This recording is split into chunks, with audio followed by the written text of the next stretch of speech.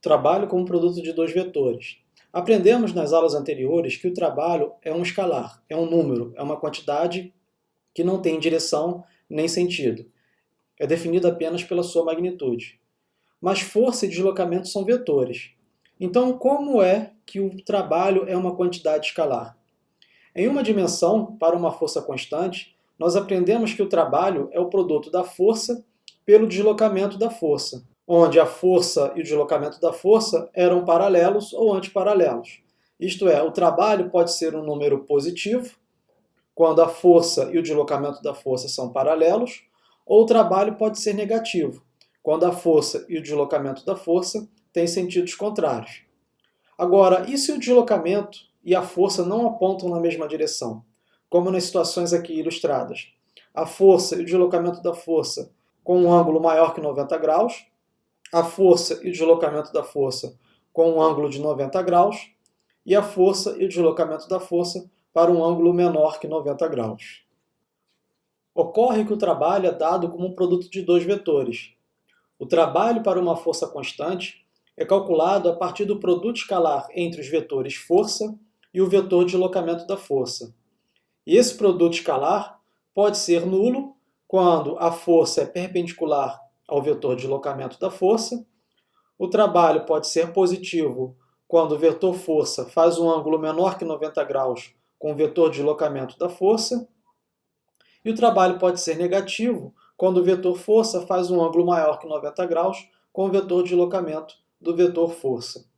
Aqui à direita está ilustrado dois vetores, o vetor verde B e o vetor vermelho é o vetor A. E A dot B é o produto escalar de A por B. Até agora nós estudamos essa situação, onde o vetor A é paralelo ao vetor B. Isto é, o vetor força é paralelo ao vetor de deslocamento. Ou que o vetor força faz um ângulo de 180 graus com o vetor de deslocamento. E neste caso, o produto escalar é negativo. O módulo de A, 7,6, vezes o módulo de B, 8,6, vezes o cosseno de 180 graus, será igual a menos 65,4. Se o vetor força é perpendicular ao vetor de deslocamento da força, o produto escalar é igual a zero. Se o vetor força faz um ângulo menor que 90 graus, o produto escalar é positivo, independentemente do quadrante onde esses vetores se encontram. Por exemplo, o menor ângulo entre esses vetores é menor que 90 graus. Logo, o produto escalar é positivo. No terceiro quadrante, produto escalar positivo. No quarto quadrante, produto escalar positivo, porque depende do ângulo entre os vetores. Se o ângulo entre os vetores é maior que 90 graus, o produto escalar é negativo. E se o ângulo entre os vetores é igual a 90 graus, o produto escalar é igual a zero. Daí a magnitude do produto escalar, ou a magnitude do trabalho, é o produto entre a magnitude do vetor força, vezes a magnitude do vetor de deslocamento da força, vezes o cosseno do ângulo entre esses dois vetores.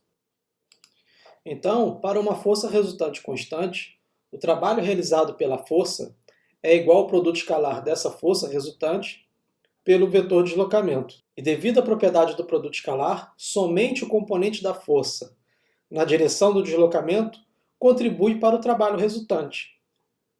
Está aqui uma ilustração. O bloco inicialmente numa posição 1 e foi deslocado para uma posição 2. A força aplicada provocou um deslocamento do bloco ΔR. O trabalho, neste caso, é simplesmente o produto da força pelo deslocamento, pois a força está na direção do deslocamento. Na segunda situação, a força faz um ângulo com o horizontal. Na segunda situação, o bloco tem o mesmo deslocamento na horizontal, porém a força faz um ângulo com essa horizontal. A força pode ser decomposta em uma componente perpendicular ao movimento e paralela ao movimento. Pela propriedade do produto escalar, o trabalho é o produto da força resultante vezes o deslocamento da força, vezes o cosseno do ângulo entre a força e o deslocamento. Mas posso reescrever que o trabalho é igual a FR cosseno φ vezes ΔR. Pelo nosso desenho, FR cosseno φ é a componente da força paralela ao deslocamento. Isto é, o trabalho é o produto da força paralela ao deslocamento.